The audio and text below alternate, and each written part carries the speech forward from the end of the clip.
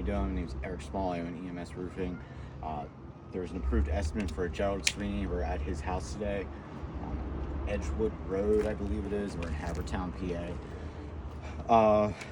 We did this a very long time ago. These shingles are 100% discontinued. I've been doing this a very long time.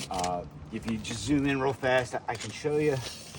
This is the shingle we're gonna be doing. As you see, it measures at 36 inches and 3/4 of an inch in length, and it is a 5-inch exposure. Those two bits of information on an architectural shingle, they're no longer in production. The shingles are in the metric system now. So they measure at about 39 inches, between 39 and 41. So no matter what, this is a discontinued shingle. I'm gonna do a repair test on it today, and I'm gonna send the shingle out for an ITEL. Yeah, there's damage to every slope. There's also a double layer on here. Double layer means that you can't repair it. You have to roof to something that's a solid sheet material, a nailable surface, as they say. You cannot have a nailable surface if there's 2 layers on there. So yeah, I'll pull the shingle, send it off to ITEL. We'll see when it comes back to continue. First thing we're gonna do is we're gonna make sure, see if the roof's even repairable. So we'll go ahead and start removing.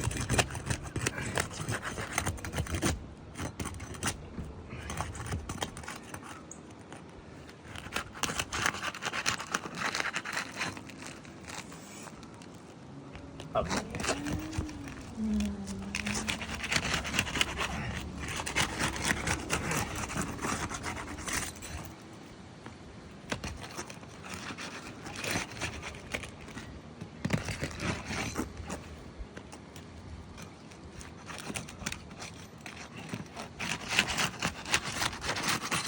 As you see, it's just tearing them up, so a brittle test, it would fail miserably.